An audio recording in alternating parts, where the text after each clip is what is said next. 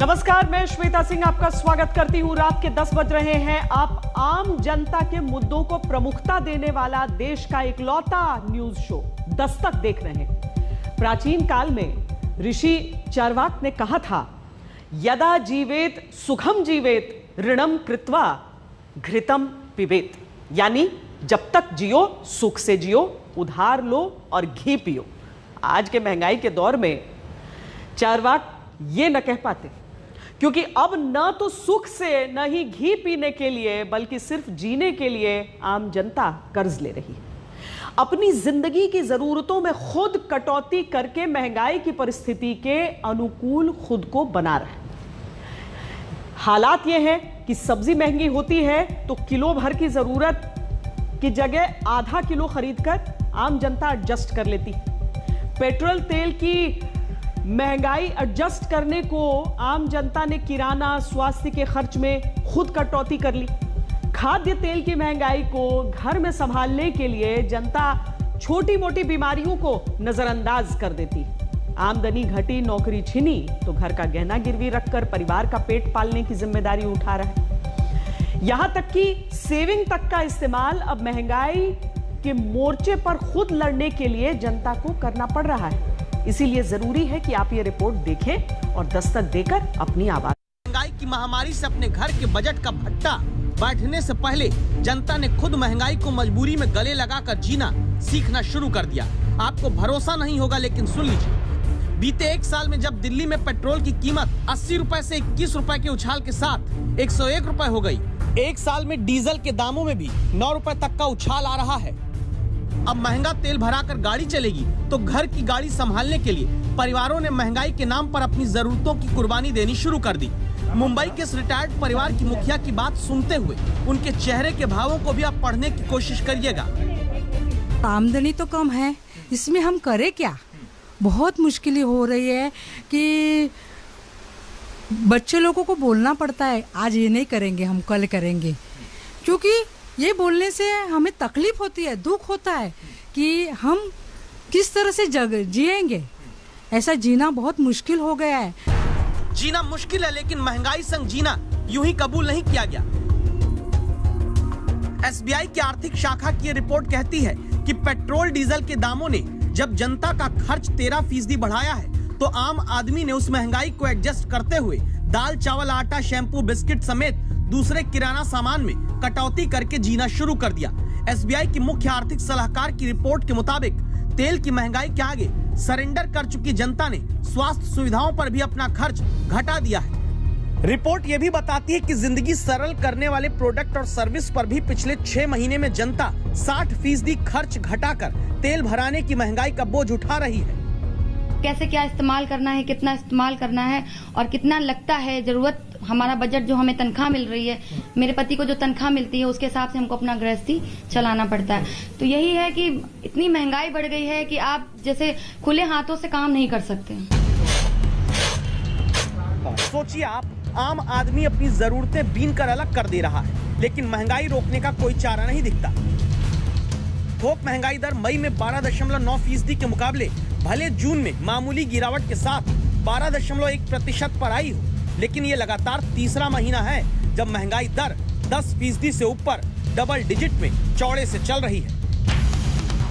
इसीलिए जनता ने यहाँ भी आत्मसमर्पण करके महंगाई के सामने अपनी जरूरतों की कुर्बानी देनी शुरू कर दी है, ये सोचकर कि कम खा लेंगे, महंगाई के आगे जी तो लेंगे। क्या करूंगी, महंगाई इतना बढ़ गया है कि पहले ज्यादा काटती थी, अभी थोड़ा काट के परिवार चलाना पड़ता है, थोड़ा खाना पड़ रहा है। महंगाई इतनी हो गई, बच्चे को धंधा बंद हो गया है, बच्चे बेरोजगार हो गए हैं, तो क्या कर सकते हैं, थोड़ा ही बनाएंगे। थोड़ा करके ही महंगाई किश्तों में ऐसी घुसपैठ कर रही है कि जनता को वो पैसा भी अब निकालना पड़ रहा जो उसने गैर जरूरी खर्च के लिए जमा करके रखा था।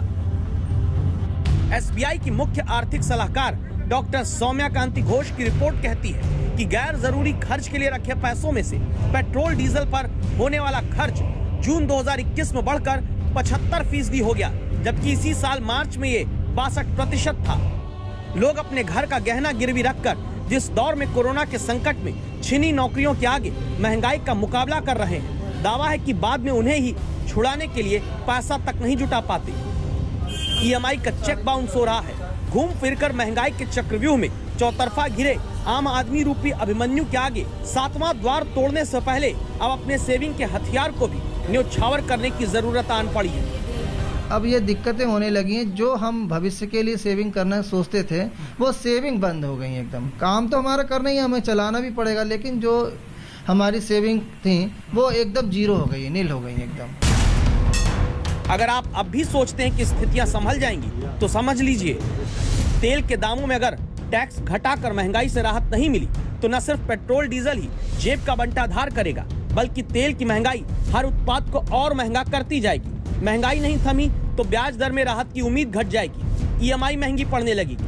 CMIE का डेटा पहले ही कह चुका है कि 97% लोगों की आमदनी घटी है तो ज्यादा लोग गरीबी रेखा के नीचे जाएंगे। इसका असर इतना भयानक होगा कि जनता के बीच क्राइम रेट बढ़ेगा, शिक्षा का स्तर घटेगा, डिप्रेशन बढ़ेगा, परिवारों की संपत्ति घटेगी। लेकिन मंत्री तो कहते हैं टैक्स के पैसे से ही राशन वैक्सीन दी जा रही है, तो क्या और कोई रास्ता नहीं?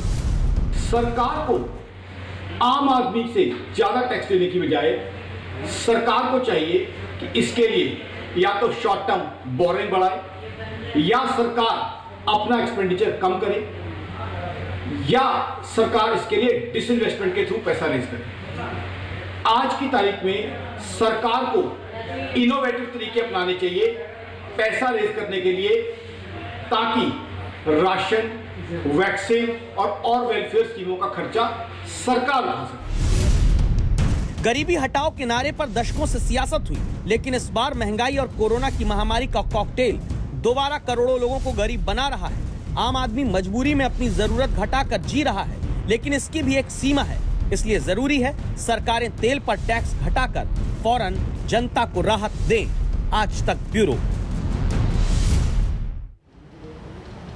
सरकार भी मानती है कि महंगाई बढ़ी है, इसीलिए आज केंद्रीय कर्मचारियों और पेंशनधारियों का महंगाई भत्ता बढ़ाने का ऐलान किया गया। केंद्र सरकार ने आज अपने कर्मचारियों का महंगाई भत्ता 17% से बढ़ाकर 28% कर दिया। केंद्र के मौजूदा और रिटायर्ड कर्मचारियों को यह बढ़ा हुआ 11% का महंगाई भत्ता 1 जुलाई 2021 से मिलेगा। दावा है सरकार को यह महंगाई भत्ता देने के लिए कुल 34,000 करोड़ रुपए खर्च करने होंगे। केंद्र के फैसले के बाद राजस्थान सरकार ने भी अपने महंगाई भत्ता बढ़ाकर 28% कर दिया।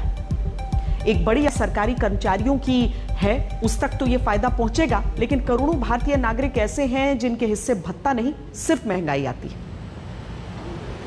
महंगाई के बाद चिंता कोरोना महामारी में सरकारों की मंशा पर उठते सवालों की दस्तक से जुड़ी हुई। देश में ऑक्सीजन संकट हो, टीकाकरण की लेट लतीफी हो, कोरोना से जान गंवाने वाले लोगों के परिजनों को मुआवजा देना हो, हर बार अदालत को निर्देश देकर राह सरकारों को दिखानी पड़ी।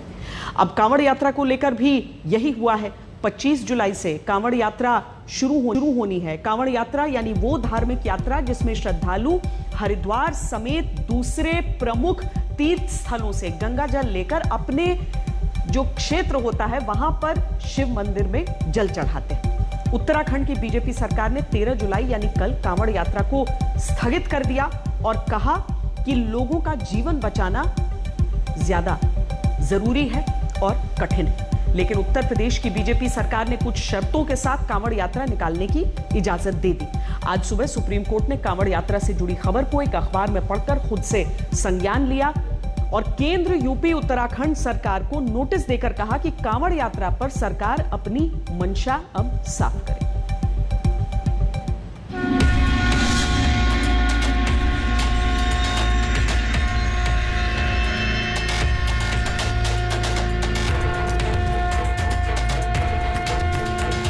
हेलीकॉप्टर से पुष्प वर्षा भी करते जाओ, कोई प्रतिबंध नहीं। अगर वो व्यवधान डालेगा हम उसको गोली से समझाएंगे, व्यवधान डाल करके दंगा कराएगा तो गोली उसको समझा देंगे। 4 करोड़ से अधिक श्रद्धालु आते हैं, कहीं भी कोई बाल बांका नहीं होता।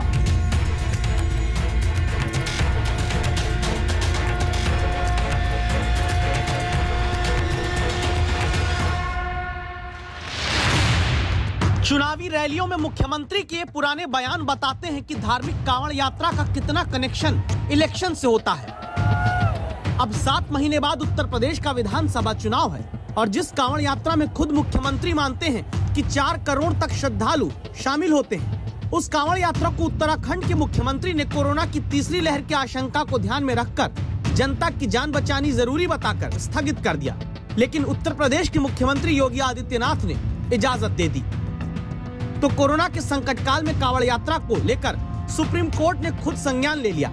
जस्टिस नरीमन ने सॉलिसिटर जनरल तुषार मेहता से कहा कि हमने आज अखबार में कुछ परेशान करने वाला पढ़ा कि यूपी राज्य ने कांवड़ यात्रा आयोजित करने का फैसला किया है, जबकि उत्तराखंड राज्य ने अपने अनुभव के आधार पर फैसला किया कि कोई यात्रा आयोजित नहीं की जाएगी। हम जानना चाहते हैं कि संबंधित सरकारों की क्या मंशा है। भारत की जनता तो पूरी तरह किंग कर्तव्य विमूढ़ दिखती है। वो नहीं जानते कि क्या हो रहा है। और जब प्रधानमंत्री से देश में कोविड-19 की तीसरी लहर के बारे में पूछा गया तो उन्होंने कहा कि हम थोड़ा सा भी समझौता नहीं कर सकते।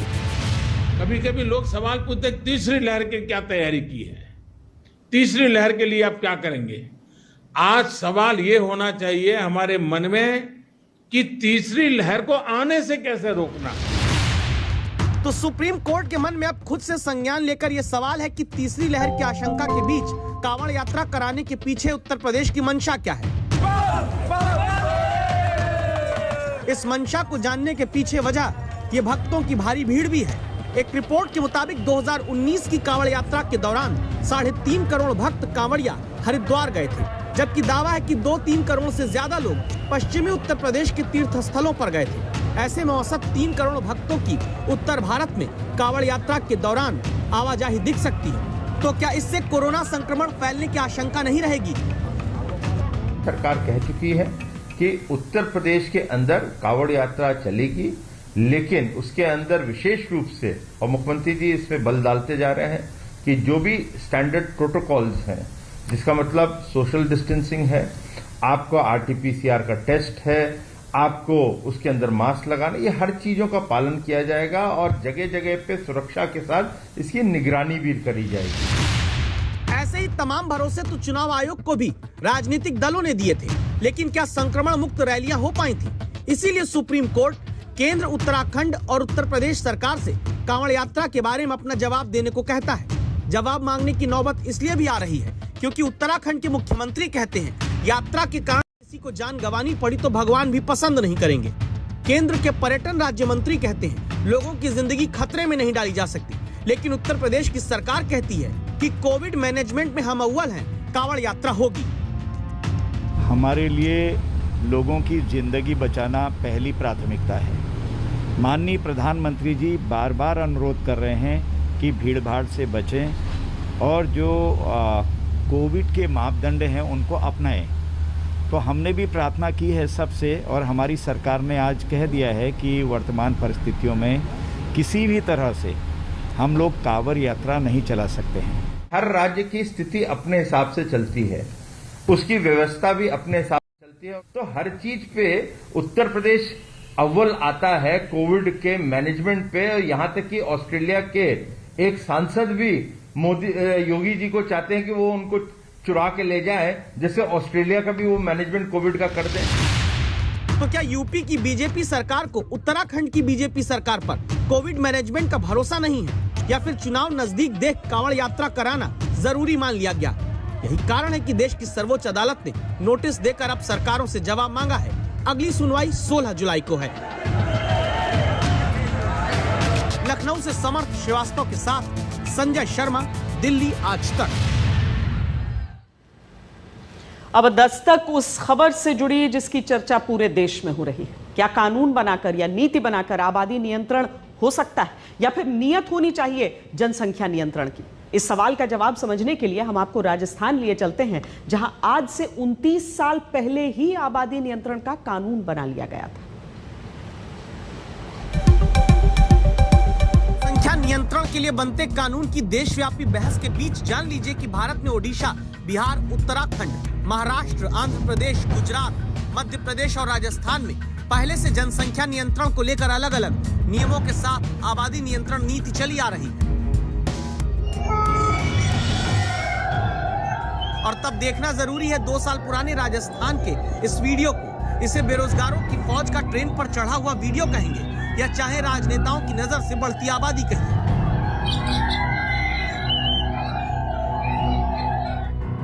इसीलिए राजस्थान में 29 साल पहले जनसंख्या नियंत्रण का लगभग वैसा ही कानून बना जैसा उत्तर प्रदेश में अभी चर्चा चलती है।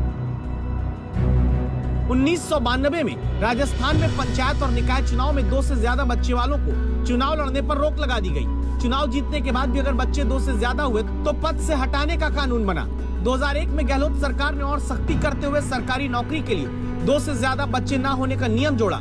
सरकारी नौकरी में आने के बाद भी बच्चे 3 हो गए तो 5 साल तक प्रमोशन रोका जाने लगा और नौकरी करते हुए बच्चे 3 से ज्यादा हो गए तो बर्खास्त तक किए जाने का नियम बना। लेकिन 3 दशक पहले जनसंख्या नियंत्रण का कानून बनाने वाले राजस्थान में आबादी क्या कंट्रोल हुई? जवाब है नहीं। तस्वीरें गवाही देती हैं। संसाधन सीमित हैं, आबादी बढ़ती गई और आबादी पर कंट्रोल कानून बनाकर राजस्थान में होता नहीं दिखता। 7 दशक में राजस्थान की जनसंख्या 426% बढ़ी है। 9 साल तक के बच्चों की आबादी में संख्या सबसे ज्यादा 22% है। राजस्थान में जनसंख्या वृद्धि दर अभी 2.5% है और राजस्थान 2 बच्चों वाले नियम बनाने के 29 साल बाद भी कहता है कानून अब 1 बच्चे वाला लाओ। इंदिरा जी ने नारा दिया था, हम 2 हमारे 2। अब समय आ गया। मैंने तो पहले भी कई सार्वजनिक प्लेटफॉर्म पे मैंने राज्य के चिकित्सा मंत्री होने के नाते भी मैंने कहा है कि अब समय आ गया, हम 2 हमारे 1। और जनसंख्या जब तक नियंत्रित नहीं होगी, कितना ही विकास देश कर ले, सारी समस्याएं उसकी जड़ है बढ़ती हुई आबादी। पहले 2 को जरूरी बताया, अब 1 बच्चे का कानून चाहते हैं। लेकिन नेता राजस्थान के खुद कितना जनसंख्या नियंत्रक है जान लीजिए। 1992 से जहां जनसंख्या नियंत्रण नीति, वहां राजस्थान के 36 विधायकों के 3 बच्चे, 21 विधायकों के 4 संतान, 4 विधायकों के 6 बच्चे, 2 एमएलए के 7 और 1 माननीय के 9। लाखों रुपए नसबंदी कार्यक्रम पर खर्च करने के बावजूद स्वास्थ्य विभाग अभी नए लक्ष्य बना रहा है।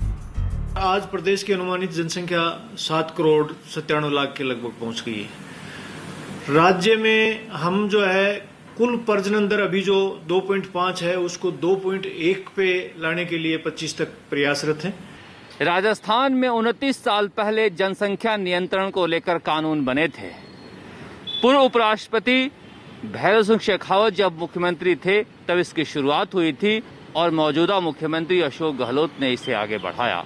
मगर 29 सालों में जिस तरह से राजस्थान की जनसंख्या बढ़ी है उसे देखकर कहा जा सकता है कि कानून बनाने से प्रजनन दरों में कमी नहीं लाई जा सकती है। इसके लिए जन भागीदारी और जागरूकता ही जरूरी है।